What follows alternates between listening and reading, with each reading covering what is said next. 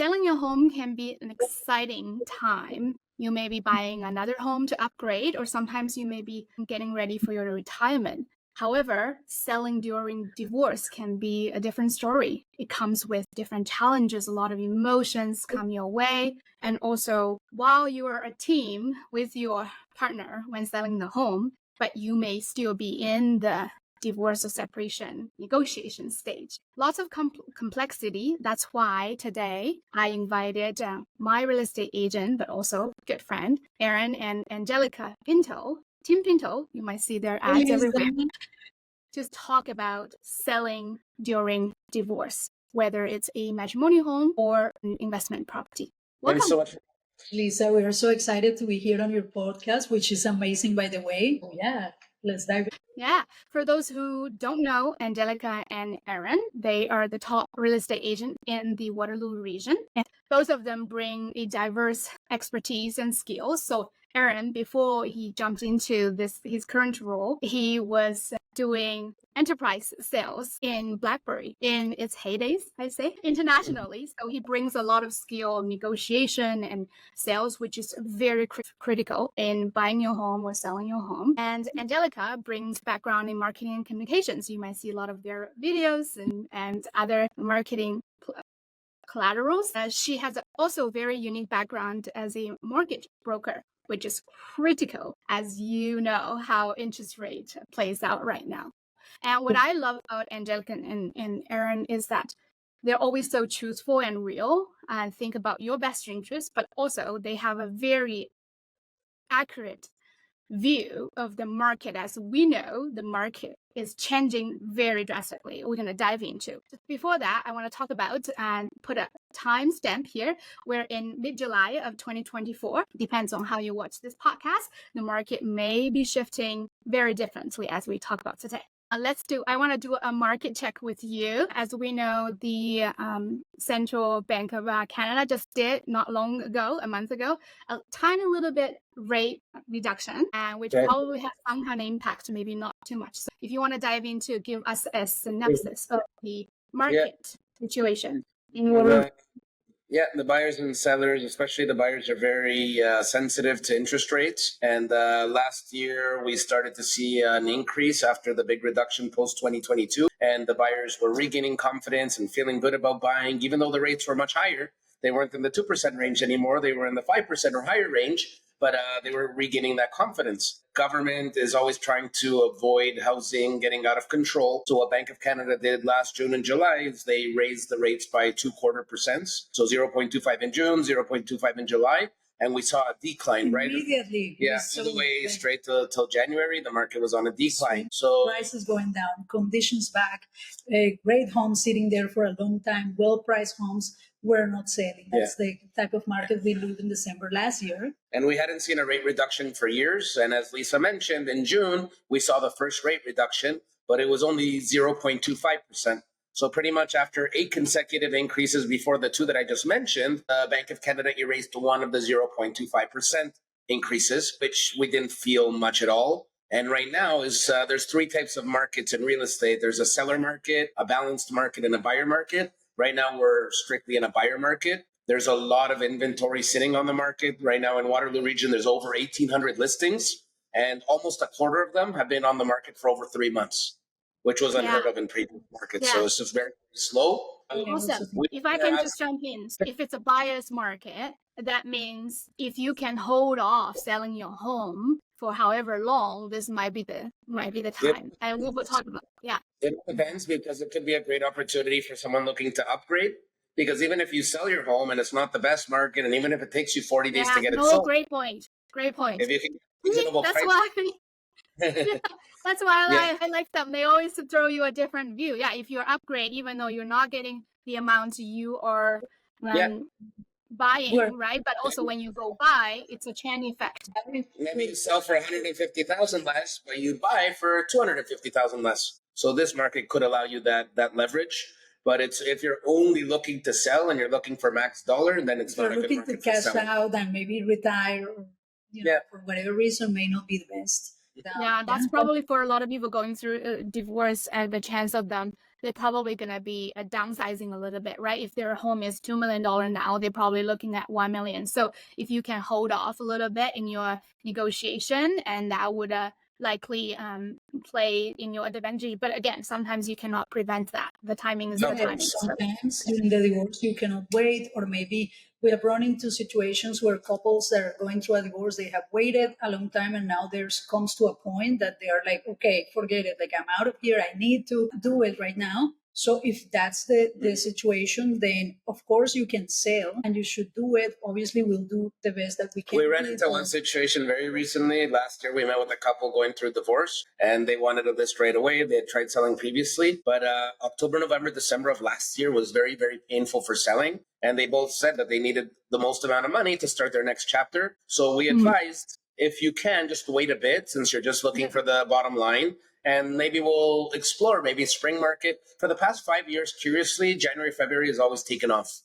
In the up markets, it took off even 20% a year, which is nuts. But in the down markets, so we asked them to wait if they could, and they did wait. And earlier in the year, when the market was very active, we sold their home, and they got a lot more than if they would have sold at the end of the year. But it's about timing. Sometimes it's possible. Other times, no, we need to sell right away, and you can deal with that as well. But if they are in the situation that for some reason they do need to sell, they're like, okay, we reached our limit, we need to sell.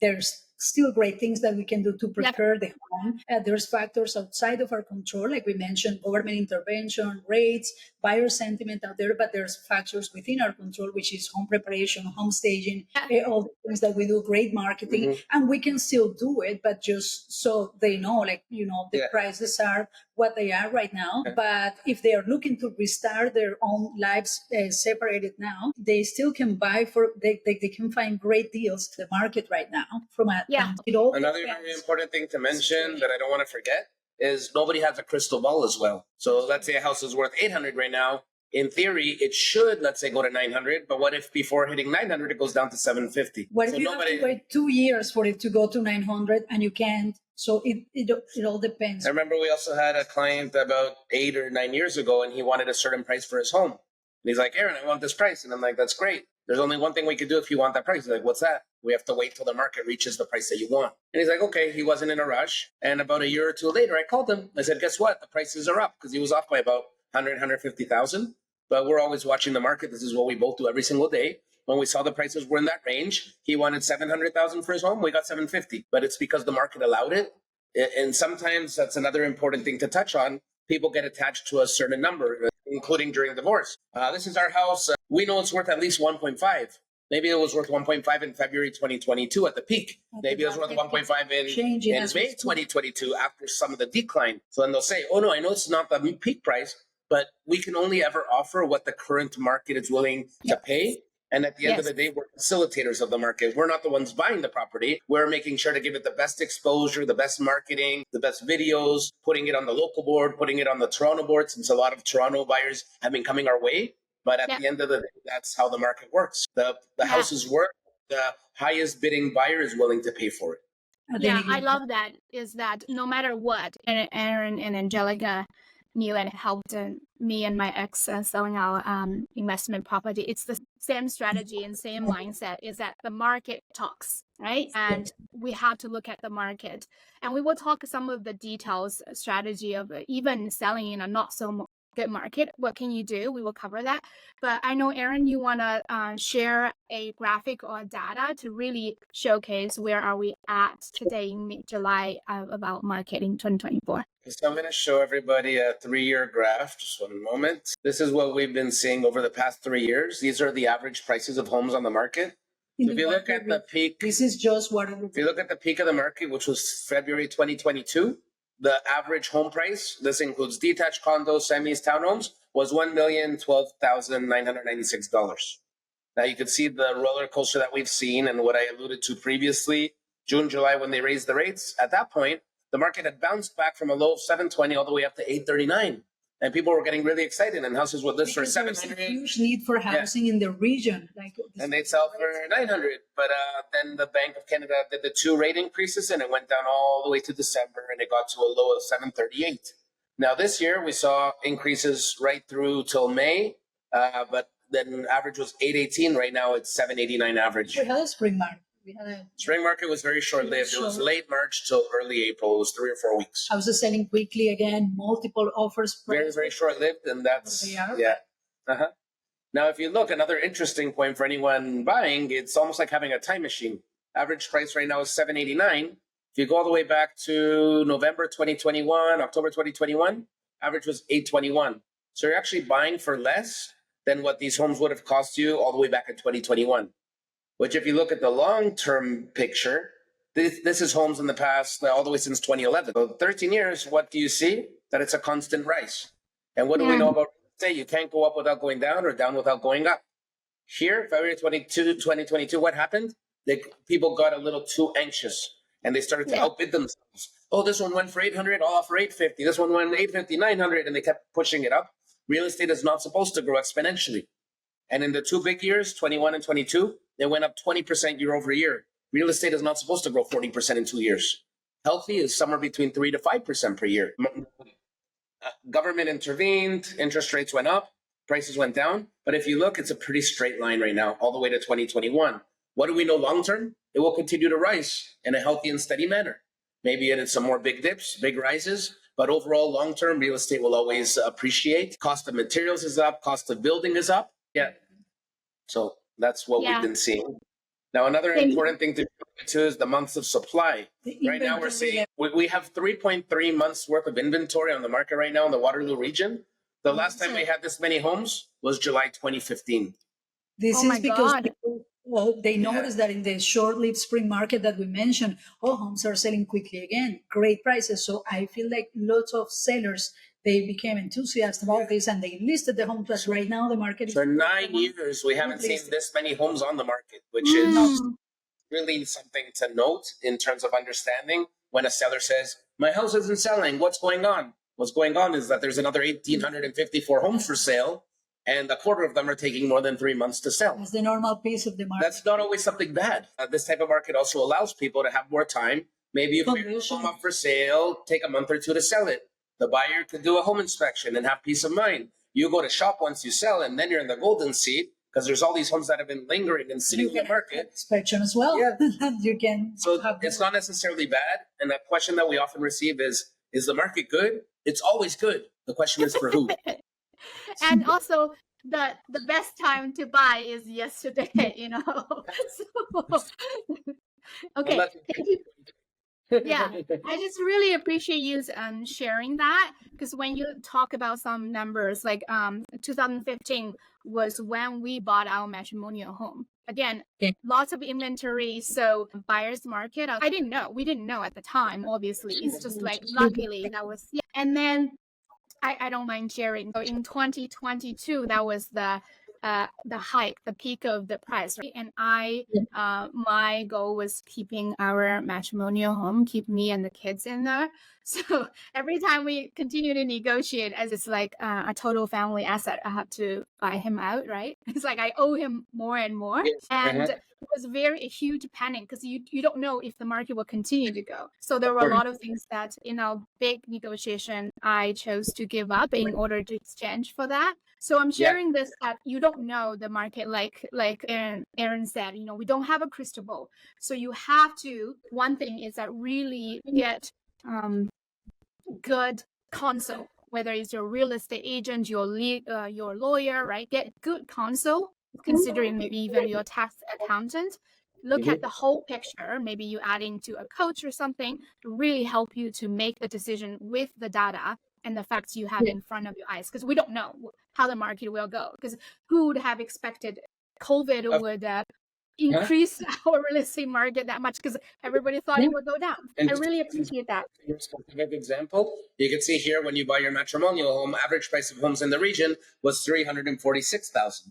And as we said, there's no crystal ball. At the peak of 2022, we were at $1 million, and at different points. We've been sort of hovering around like 750, 790. That's been the average. But there have been times, like if somebody would have sold in August 2020, they'd say, oh my goodness, I almost doubled my money. This is great. What a good investment. But they don't realize that they could have quadrupled if they waited the right amount, or tripled their money. Yeah. It's all about timing. And we always talk about relative highs and relative lows. So right now, we don't know if we've reached the bottom, but we know that we're at a relative bottom. Prices are very low right now. And if you buy now and you're not going to sell for another 10 years, it's pretty safe to say that you'll make money in those 10 years. You And can only also, tell even when it switches. even in this market tend to be buyer. One of my clients and who's going through a separation just to sell their home with a very good price. So it really depends. I just want to share that. It really depends. Again, always prepare for the best, right? And hoping for the best and see what the market respond. So I want to ask going into, thank you for sharing that again. And Aron and Angelica, what are your top 3 tips for someone or a couple who is selling their house during the separation or divorce? One is to keep all emotions aside. It's always easier said than done, but to really try to keep emotions aside, because the more you're able to keep calm, the more that you'll both benefit from that calmness. So just almost look at it as a business transaction. At this point, we're moving on, we're each going our own ways. This is already decided. Let's make the best of it and at least have the biggest cushion and safety blanket possible. If we let emotions get involved, maybe we'll make less money. Maybe we'll sell at the wrong time. Maybe we'll price it wrong. Maybe we'll pick the wrong realtor. Be patient, find the right path, and just be very careful in planning your next steps so that you can make as much money as possible, because the more that you get might make the difference between your next home being a condo with your child or being a townhouse, being a detached and not a semi. Just timing and being precautious. But the toughest part, and as I said, it's easier said than done, is taking the emotions out of it. And that's where Angelica and I get very involved whenever we're working with couples going through divorce. We realize how difficult it is, and we become that liaison. So sometimes you don't have to confront each other. You can just, and we help to make that part extra smooth. That's one of the main ones.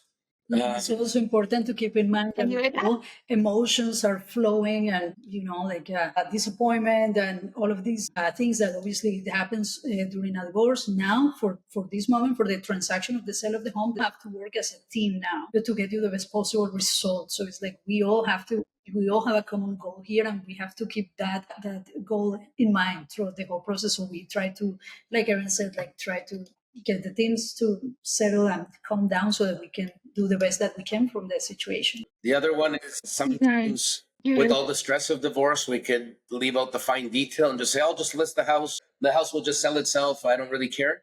Take the extra time. Make sure that every showing that you're showing it at its best, that the house is very tidy, that it's presentable, that you're not cooking, like just certain things to show it at its best, because people buy with all their senses. What they see, what they hear, what they smell, what they feel. You don't want them coming in and because you're having a bad day, the kids spilled something and they're touching the counter. Oh, I love this granite and it's sticky. You want to make sure that everything's always presentable so that the buyers envision themselves there and give you the ultimate best price. Times is complicated, of course, because we have seen cases where, for example, one of the husband is moved out from the primary home and the wife is the only one living there with the kids. So they have to keep the house tidy and organized for showings. It's not always easy. Something happens and then the husband is like, the wife, why the house wasn't showing at the best for the showings. And we have seen also like one of the married people taking furniture out of a property and the other one is upset. Why would they do that? And that's very common, Lisa. It happens often. Like we have seen that several times, and it's just like that. But disagreements about dates, about closing dates, conditions, like all these type of things. So we're there to facilitate, and we know how much they're going through, and our goal is always to take that weight off of their shoulders. Thank you for sharing that. It sounds like we just try to put the emotions aside, which is really the whole legal process, very hard. But also to be a team during this time, right? Because you want to maximize your profit and try to limit trauma, which is hard when you say it about moving furniture. It's like, yep, been there. So. But both the husband came and took some stuff, then the wife came, took other stuff, and see that. It became like a game of revenge. I'll take. We had that speakers. Lots of resentment. To summarize it is, we know that the family partnership maybe isn't going to go on, but right now you're in a business partnership. So you do need to look at it as a business, and no business will succeed without coordination, care. So it's just making sure that even for that short time, however difficult it is, putting in that effort to make it into a smart business partnership so that you can both benefit. Because at the end of the day, this will help you a lot for the next 10, 20 or more years if you plan it correctly. Yeah, awesome. This tying perfectly into my top 3 tips when you're about to sell during a separation or divorce. Number 1 is when you decide to separate or divorce, right? Do not, whatever happens, do not move out yet until you have a clear direction. Unless there is some abuse happening, like your emotional well-being or physical well-being are in danger. Because if you move out, we don't know, right? You might incur new expenses of rent and stuff. So a lot of uncertainties at this point. Stay put is your key, even though emotionally you might not well be. So don't move out unless you get some clear direction. 2, do not rush it. For a lot of people, unless you are ultra rich, for a lot of people, your matrimonial home is your biggest asset. Your biggest asset will impact you down the road financially for a long time, like Aron said. So do not rush it. And you wanted to interview, find the best real estate agent, asking about price, we will talk about, right? Really understand the market and the timing, and then decide what to do, when to list. So do not rush. Last, my tip is that don't sell without a separation agreement. This is really, you need to hold your legal counsel accountable and get in touch with them, because your real estate agent, they are responsible for selling the maximum price for you. But in terms of, if you don't have a separation agreement, depends. You might have a line of credit attached to your home, right? And if you're selling an investment property, there may be capital gain. How is that paid out? And also, who is going to hold the funds? Because a lot of times the home is sold, the funds won't be divided until you have a separation agreement. So again, this is crucial. Consult your legal consultation, your lawyer or mediator. When should you sell? It's very important. So here are my top 3 tips. Don't move out, don't rush, and also don't sell without a separation agreement. At least a clear understanding about how the house, right, is going to be divided, or who's going to living when sell with a those are great tips, Lisa. Thanks for mentioning those 3. Just one thing to add to number 3 is don't ever assume anything with a separation agreement. Until it's signed, it doesn't exist. So say, oh, well, he or she said she's going to sign. He said, and commit to a purchase because I know that they're going to sign. Don't assume. Once again, emotions get very involved. And let's say in a hypothetical scenario, you go and buy a home, she's going to sign. And then once they see that you bought or sold, it could trigger some new emotions. And then they hold all the cards. Yeah, and they won't want to sabotage you. You need to sign because I already bought. No, I didn't tell you to. So just be very careful. It's not just having a separation in theory or in verbal agreement. Until it's signed and dotted, it's as if it doesn't exist. Yeah, exactly. The planning, again, this is the time you do not want to rush things. That's why the process takes some time to figure out all of the numbers. I love that. Thank you for adding that. I want to ask, because really, I believe in hiring for professional help.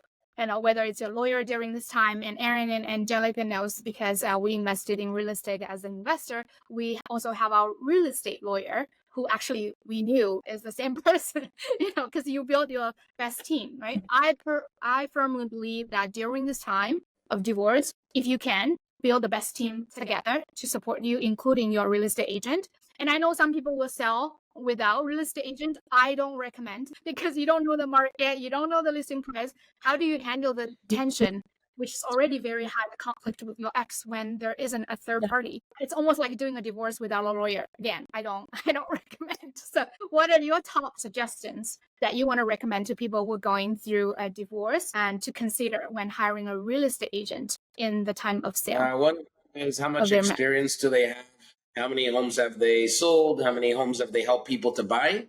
Because experience is huge for this type of transaction. So you just want to make sure it's somebody who's not maybe newer or doesn't have the experience, so that they can make sure to have all of the factors considered and evaluate all of the different scenarios, be it with your purchase or sale, to make sure that the outcome is optimized for you. Experience does make a huge difference. Yeah, also I would say make sure you interview some agents and see if there's like a personal connection as well. If you feel comfortable with, working with this person, and it has the professional credentials, like Aron mentioned, experience, a track record of success with the sales, but there's also has to be a personal connection. Also making sure quite active. They have to, in my opinion, it has to be a full-time agent. Can't be somebody who's working part-time who has a day job and, oh, sure, I'll help you after work. I think there's no way of doing this job part-time. You Yeah, have to be at least full-time, so you have a great understanding on the market and the activities. And then something that is often not said but is very important, it has to be somebody with enough volume that they don't need that transaction to be able to live day to day. So if it's somebody who in a sells maybe 2 or 3 houses, they're not going to want to miss out on the sale, even if it's not in your best interest, because they need to get it done. So just somebody who's doing enough volume that they don't need your transaction to survive, which... I love that. So Aron and Angelica combined, they probably have more than, not probably, they do have more than 10 years of experience. And just on that part, because in the end, it's a transaction when you get offers, right? Whether you get multiple offers or how sometimes you get one offer, is that negotiation piece is a key skill your real estate agent should have. Second one is the understanding of the market. I think the third one is that do they have enough connections and know other agents enough to make the deal happen? So in real estate, we have the saying that you don't buy good deals, you make good deals. So it's very important, as Aron said, volume, and Angelica said that personal connection is important. So you want someone who's going to fight for your best interest. Like, I mean, fight for your best interest, not just like pushing you to sell because they can get that commission. Right? Think about it. If your home sale for $500,000 to $550,000, for you, it's a lot of difference. For the agent, the difference of the commission is small, but you want to hire someone who will fight for your best interest. And I remember, and just a side note, Aron and Angelica, I think I sold 2 homes with you. One is actually for my friend a couple years ago, no, several years ago. And the market wasn't good at the time. We didn't get any offer. I think you two really worked your butt off to find a potential buyer who is a good fit working with another agent to make that happen at a price that my friend was happy because they moved to Alberta at the time. So very important. And also another agent, just like a lawyer, will advise you when to compromise as well. So another example is that when we sold our investment property, Aron and Angelica were helping us. I think the market was a year before the high of 2022, right? It was investment property. The basement wasn't finished, and although upstairs was beautiful, and we only had one offer, right? So this is the tricky point because one offer is the trickiest, right? So I think we got, yeah. Angelica, what were you saying? Yeah, like when you have just one offer, then you're negotiating one-on-one with that one person. Instead, if you have 2, like you can put them pin them up. And they don't know. Negotiation. We have it's very tough, especially in this type of market where we're one-on-one, and it's always making sure that our sellers sell as high as possible and that our buyers buy as low as possible. One important thing to mention that ties into the whole concept of the right realtor is that a lot of realtors will just be more reactive and not so proactive. So an example of that is, let's say you get an offer on the house and you wanted $900,000 for your house. Like, hey, look, we got an offer. It's $890. I think you should take it. We never would do that. If we've had other showings before deciding, we have to exhaust all options. So reach out to the other 20 groups or 15 groups or even 4 groups. Hey, we have an offer. Are you interested? And even if you get one more offer, it changes the whole dynamic. Now the person who wants $890, maybe they'll go to $915 because they don't want to lose it. They want it. Yes. They like it enough to offer. They like it enough that they're going to fight for it. Or maybe the second or third or fourth group all fight. So that's just one point. But another very important one is not just looking at one aspect of any given offer. When we're reviewing offers, if I have 20 on the table, okay, let's filter it. These are the 5 that are contending. But we're not just looking at price. It could be an easy mistake to say, this guy offered $50,000 more than the second highest. Let's just work with him. And then they close. And then he can't close. Then you have to release the house. And a rookie mistake might be, well, they have no conditions, so they're going to have to close. That's not true. No. They might not be able to. So whenever we're looking at offers, we're always breaking it down to the 5 fundamentals. What's the price? What's the deposit? What's the closing date? What are the inclusions and the exclusions? And what are the conditions? And the buyer's credentials. Can they close? Are they pre-approved? So that within the finance, we make sure, who's your approval with? Do you have a commitment letter? Do they have a house to sell? Then what's that house worth? That's another one. Oh, yeah, we have no conditions. And they don't put a sale of home condition. But they don't understand the dynamics of the current market. And they go to sell their condo, we'll get $450 easy. And they put it up and they don't, then they can't sell. And if they can't sell, for the price that they calculated on the spreadsheet, Like they one can't buy, close yeah. either. There are so many factors. We have to look into all of that in order to protect our sellers from all these eventualities that could potentially happen. Especially now, and a new thing that we're seeing in this current market, somebody may have bought 2 years ago and their interest rate was 199, 209. Now all of a sudden they go to renewal and their interest rate is 6%, 5.89. So literally a mortgage could go from 2,400 to 4,800 within a renewal. So we're seeing a lot of sales, and what we're trying to do is always guide our clients before the bank gets involved. They can still sell it. So we're always trying to guide them, but that takes transparency on behalf of the clients and being comfortable to share. We really need to sell by this date. And if we know, then we can have an action plan geared towards we need to get maximum price, but by this deadline, because the bank has no mercy. If you don't pay and you can't keep up with the payments, they will just take over, get you out, and sell it. That would be heartbreaking. I appreciate you adding the 5 fundamentals. It just shows there are more complexity in the sales of a home. Another point I was saying, we went off into that 1 offer and 2 offer. I love you bringing that. Your agent should be proactive. If they can get another offering, regardless of what the offer is at the price, you're in a very competitive advantage right now. I love that. I was just saying that also your real estate agent should be a good advisor in the sense that to advise you when to compromise, right? So in our case, we had 1 offer. We were negotiating with them. It was a very tough time. Emotions and conflicts were really, really high. And just be transparent, I didn't want to sell, the other party wanted. So in this kind of case, like if you have to let go, listen to the advice. Again, really look at the numbers again. Around the market, around the neighborhood, what's selling, right?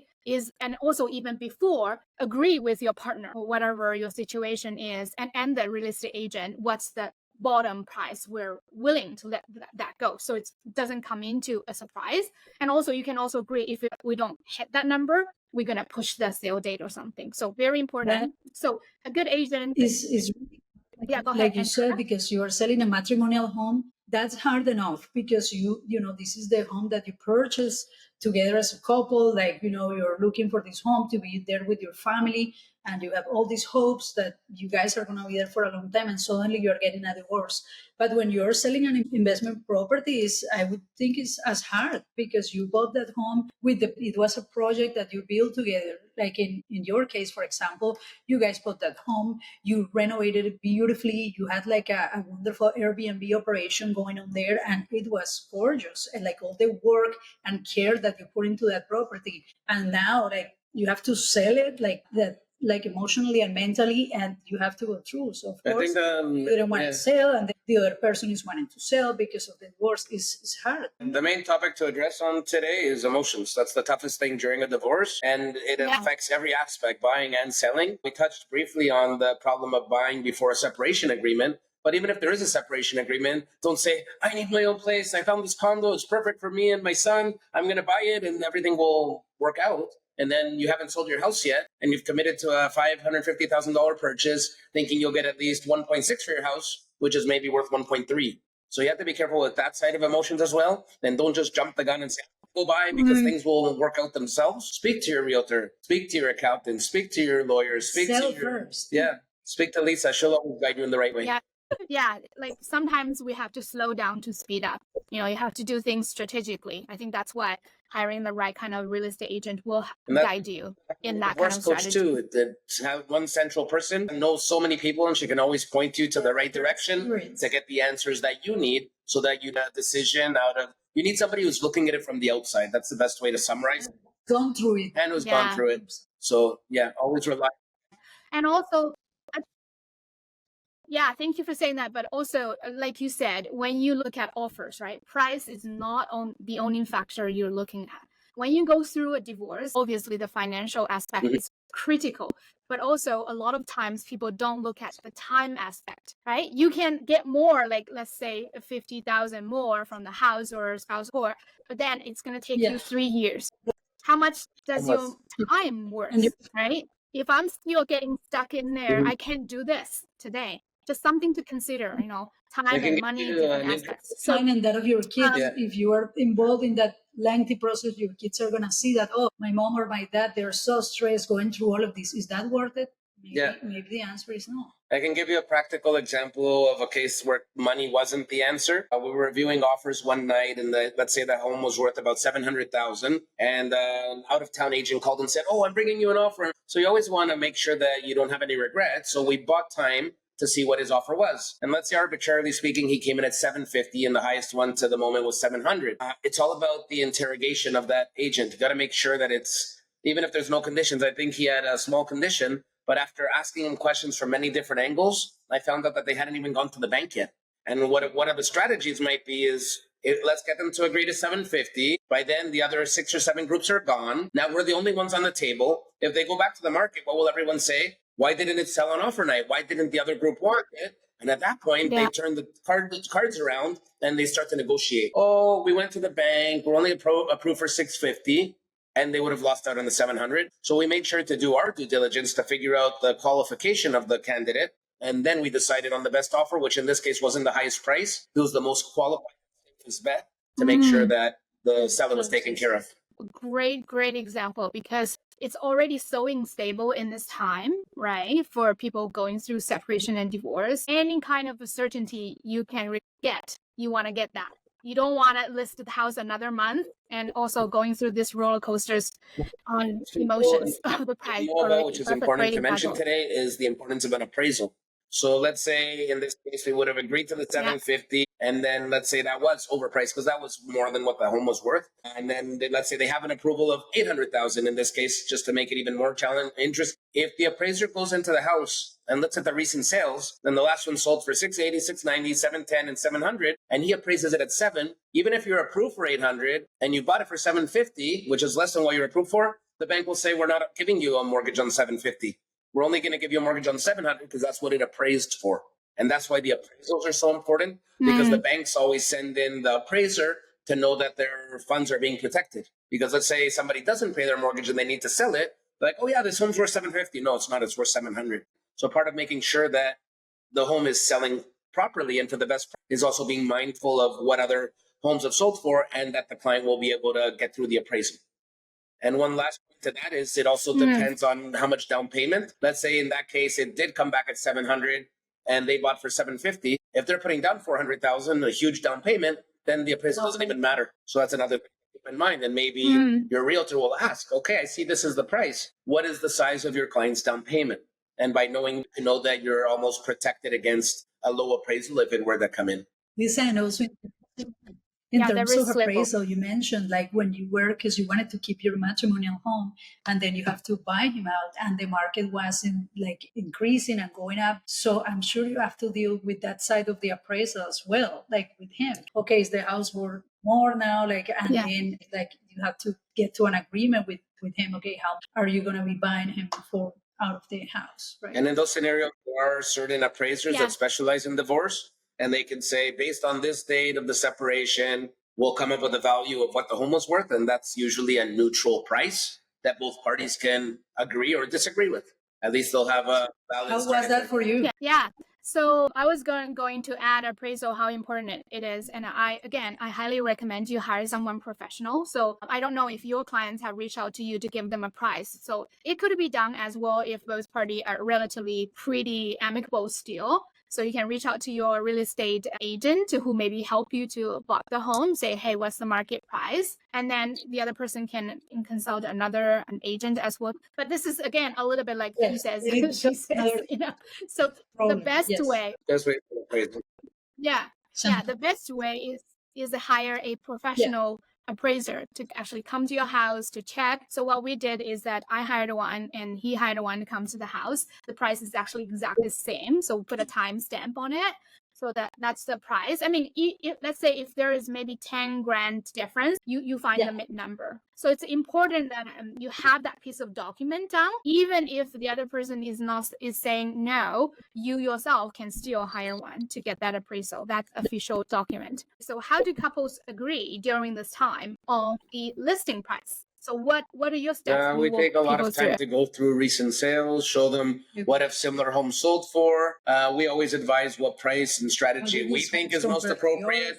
to get the best price. But at the end of the day, the sellers are the ones who decide. So in the case of a divorce, we try to get the opinion of both. After seeing all the facts, after all the data, going through all the, and then it's something similar. Maybe if the husband says, I want to start at 800 and the wife wants to start at 850, it's like, let's meet in the middle. Maybe we'll start at 825, and then reminding them that at the end of the day, the buyers are the ones who are going to determine how much they're offering. And if you want different strategies, let's try to find the strategy that combines both. And that's where we're there to mediate and make sure that it's as friendly and easy as possible, and that the information that we're providing is so thorough and logical and intelligent that it's almost like a no-brainer.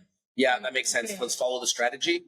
To maximize our price, let's start here. And it all depends on the market too. In a buyer market like this, you're not really holding offers as much. It's not as common. You just go to the price. But you usually say strategy 1, we list for 800, aiming for 9. Strategy 2, we just start at 9 and we wait for the right buyer. And usually within the couple, they'll say, I like strategy 2 or whatever it is. But we just try to find something where they see their options and they pick what's best. And usually we find ways that they end up agreeing. We haven't had a case, and we've worked with many couples going through divorce, where they've said, no, we both want to go different ways. Usually we'll always find a middle ground, or they'll follow with the suggestion.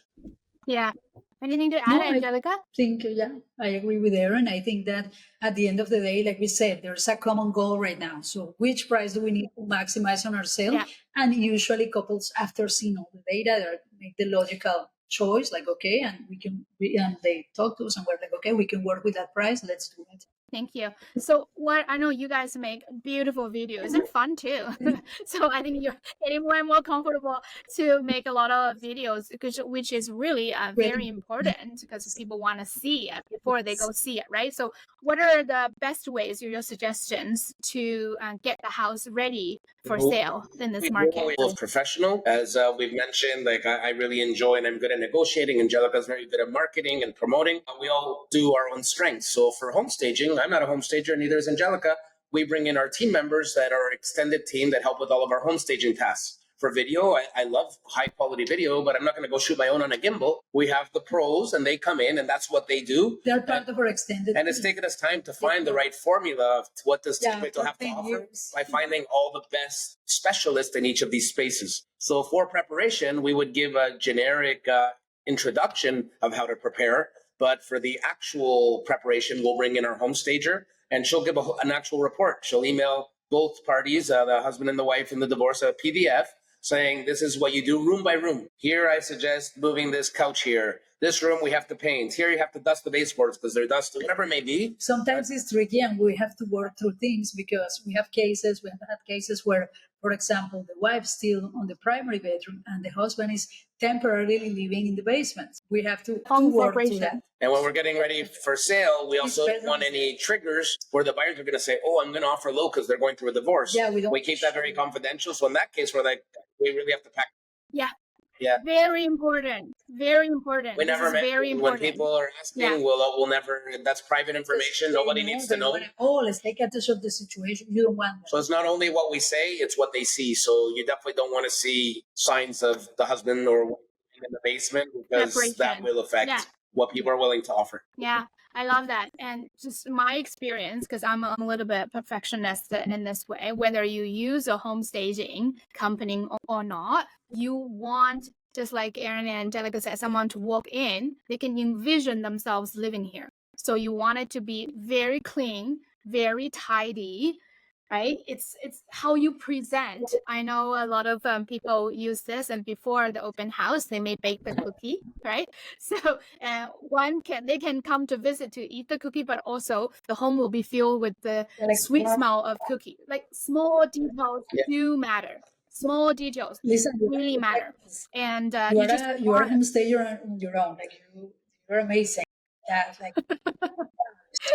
Yeah, and what I was saying is that it's an opportunity you have. You do not want to mess up, right? Like anything you do to keep it top notch, this is the time, and especially for the video because you're gonna reach thousands of viewers. So Yeah, another thing is that get your house ready. There may be some emotional part. I'm lucky in the way that I didn't have to sell my matrimonial home, but even selling the investment property because my kids know these houses. I kept them away from any of that happening, just really to protect them emotionally. If you can't avoid letting your kids know, maybe your kids are older or something, just really try not to have conflict during this time because it's already everybody's to some degree losing their home, so to speak. Really keeping that emotional piece, be aware of that, try not to get conflict into your ex-spouse as much as possible, like align as much as possible and keep the kids out of this drama possible. So I think you touched a lot. I have another question. How do you help your clients during this challenging time resolve disputes or disagreements to align? I can remember all the emails my ex and I we shared at you. I was like, oh, I didn't agree. And, how do you keep them? Yeah, keep them like Realtors calm. that we're only selling all day. I think half of our job is selling, and the other half, be it divorce or not divorce, is emotion handling. More than half. Yeah. So we're all, it's such a big transaction. Like you said, it's most people's largest asset. So whether they're buying or selling, it's very important for us to always have them feeling at ease. With divorce, obviously the emotions are running a bit higher, but that's one of our strengths is we're just good listeners, advisors, and we're always looking to make people feel comfortable so that we can help them make their own best decisions. We're facilitators of the market. We're not the ones buying the homes, both on the buying and selling side. We're helping them make the smartest purchase, and we're helping buyers purchase their homes for the highest possible price. We try to mediate as much as we can. Yes, always being very respectful. At the same time, there's things that we have to talk about, then we have to do it respectfully. And then at the end of the day, we need to get them the best possible outcome for the sale of their home. So we have to keep reminding them of that. So that's the goal. We have to go back to that. Our job is to be extremely patient, and when emotions are running high, just be to make sure that we help them get through it.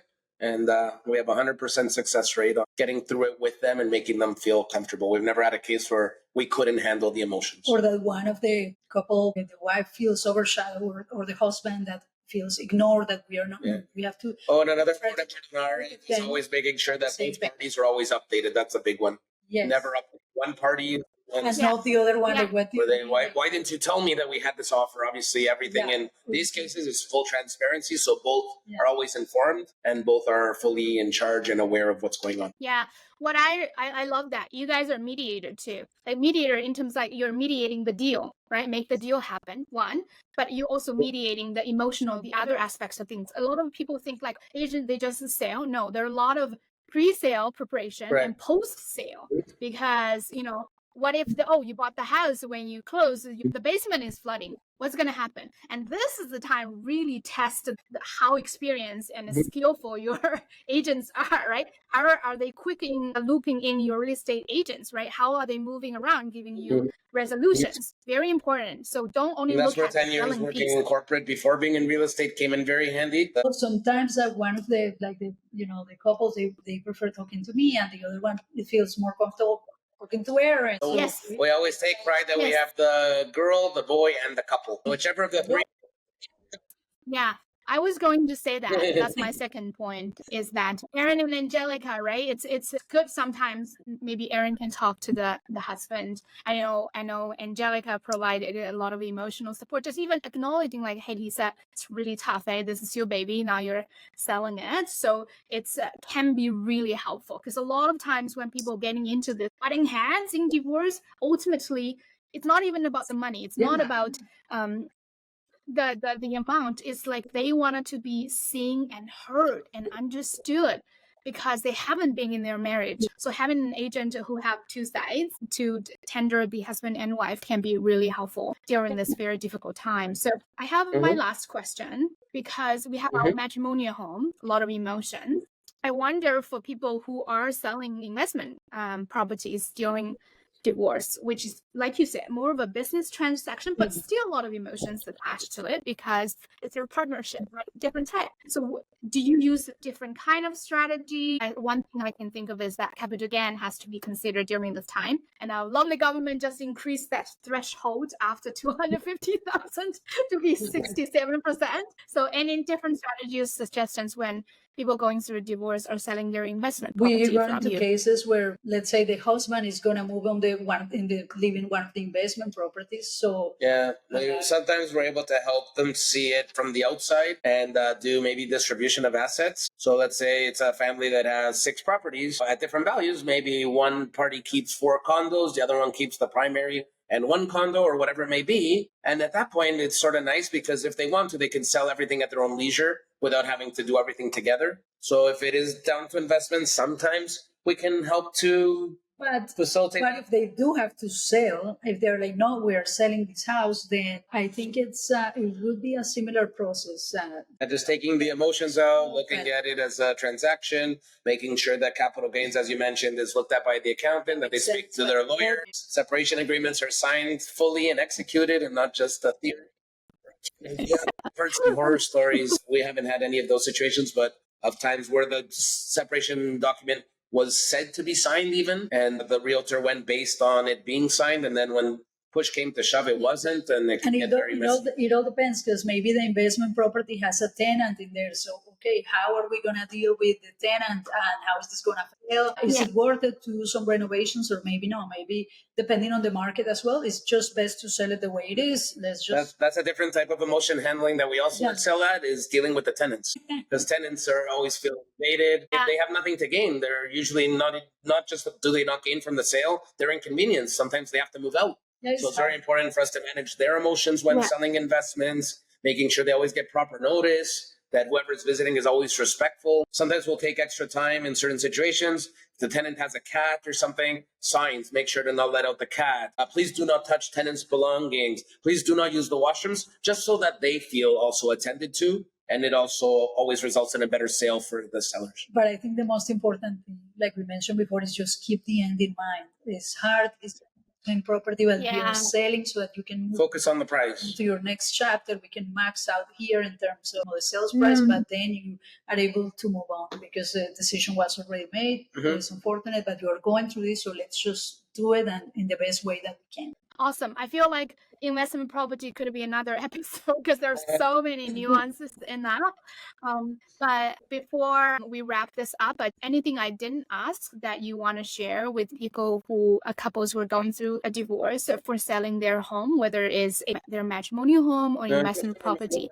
It's just a stage of life, and that you will get through it. However difficult it feels today, the sun will come up tomorrow. And right now is your time to be smart, keep your family and your future in mind, and just do your best. And that it's not always easy to stay patient. It's not always easy to stay calm, but stay strong and use that strength to get you through this. Do it for yourself. Do it for your kids. That's what you have to look. And just remember that it will get better. And sometimes there's a storm before the sun comes up. Just prepare for that sun. Yeah. I love that so much. Thank you. I wanted to wrap up with a thought that my lawyer shared with me at the time. And because you never know how the negotiation would go, just like you list a home, you don't know how many offers you're going to get, right? So she really encouraged me. She said, we were pretty confident I can make this happen to keep the house and keep the kids in. However, she said, we never know, right? This is a good lawyer preparing you for all possibilities because no one can guarantee anything. Just like a real estate agent, we will aim for the best result, but we don't know what's going to come our way. And she said to me, Lisa, yes, your house is your home, but you make your home. You make your home for your kids. Even if in the end, this house doesn't exist, you can still make home for them. I just want to share that with all the audience. Yeah. If you're going through a separation and divorce, for whatever reason, you may lose your house. You can. You have the power within you. You have all of the intelligence and the love to make a new home for your kids, yourself, no matter where you are. So I just want to leave with that. And how can people find you, Aron and Angelica? I mean, your ads are everywhere. I know, but tell people the best way to reach out to you. My phone number is 519-498-8747, and Angelica is 226-988-3696. They can call us at any time. You can find us on Instagram, on Facebook, on our website. www.teampinto.com. Yeah, just send us a message, and we'll be glad to touch base and speak. Or you can scan the QR code. Okay, just thank you, Aron. And I'm sure you get a lot of spam by publicly by just announcing your numbers. But thank you so much for your time. Thank I you, know how busy Rosanna. you are to give I mean, great advice here. We will link all the information on the bottom. And of course, I will tag you when we Perfect. post this. Just Okay. thank you so much for So your great seeing you. thoughtfulness. And for anyone going Yeah. through divorce, stay strong. Great. Better days are Yes, coming. you get through it. Goodbye. Okay. Thanks, Lisa. See you next time.